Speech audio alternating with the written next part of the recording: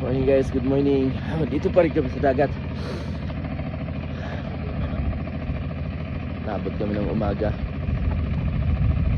Nagihila na ng lambat ang kalansisi. Hopefully maparami yung natin. Huli. Para bawi sa puyat.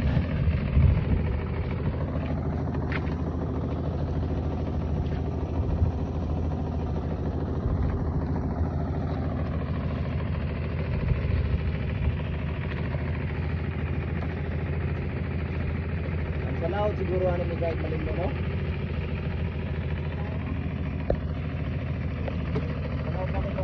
Bye. Ralayat na mga isda.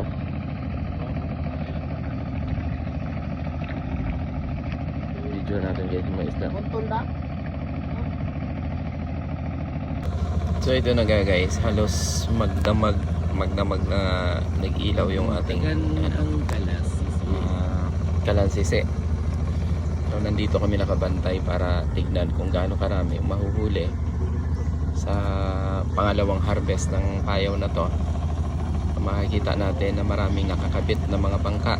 Ang iba dyan guys ay mamimili ng huli para ilako naman pagdating doon sa sa barangay. Ang iba naman dyan aakyat, maghihingi ng pangulam. So yan yung buhay dyan. Makikita ninyo yung sa may pukutan, napakaraming tao. Yan ay tulong-tulong na hihila nung lambat para maiangat at makikita kung ano yung huli.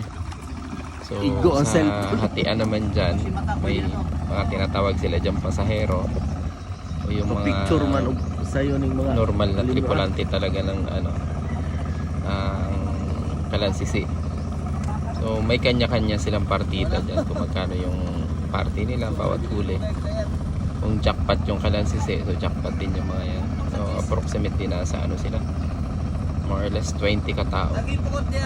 Bukod pa yung nasa service, nasa ilawan, tsaka yung nasa puputan. So ganito yung daily life ng mga kalansisi, fisherman.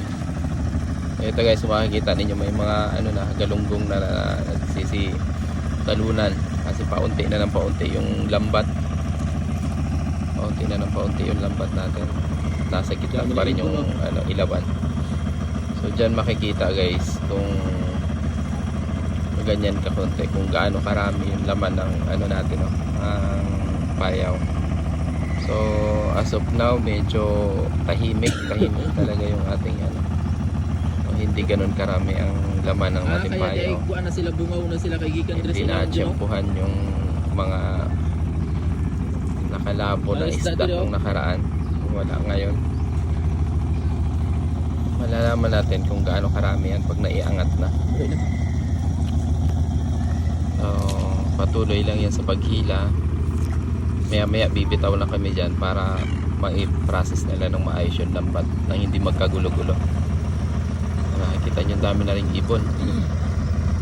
Yung mga ibon na yan nag-aabang yan, may mga nalutang na isda yan, may pagkain nila. Yan, may ginagawa yung pagkain, kaya ang dami nila. Nagtatawag sila na nagtatawag. Yung mga ibon na yan guys, yung tinatawag na seagull bird. Nasa dagat sila ang nakatira. Nalutang yan guys sa dagat, nalutang. Makikita nyo yung lambat natin sa ilalim. Mayroon na rin kaunti na nakasabit na isda. So sa ngayon ang mga isda na naandyan ay galunggong, mga tulingan at lumahan na maliliit. Yung buraw, si bubog na tinatawag sa atin sa Korea. So paunti na lang paunti. So ganito yung buhay namin sa probinsya. So, mayroon kaming 10 na payaw o boya.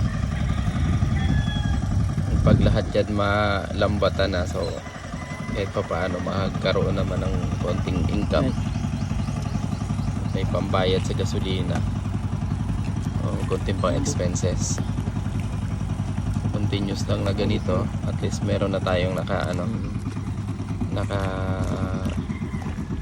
prepare ng mga payaw para pagdadating yung ating mga kalansise na mag-iilaw ay anytime meron silang mailawan. At pagdasal natin na kahit papaano jumakpat din para makabawi-bawi sa gastos, kasi bawat isang payaw pag nasa laot at depende sa mga gamit na materyales lumalaki din yung gastos natin. Yung sa akin nung nakaraan na nasa video, ang gastos namin doon sa tali pa lang is 14,000 kasama na yung yung bali 2 payaw na siya, kasama na yung 2 payaw. So tiyagaan lang talaga, tiyagaan sa ganitong hanap buhay at saka swertihan. Pag may swerte, jackpot naman ay malaki naman yung income.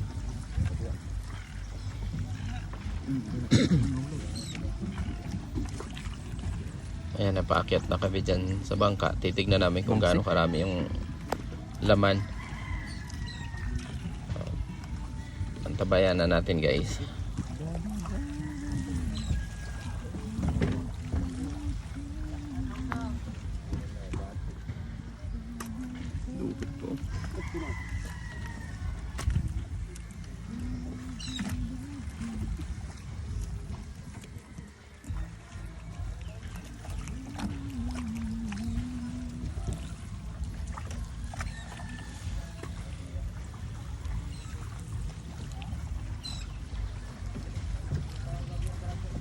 Yan, nakaangat na.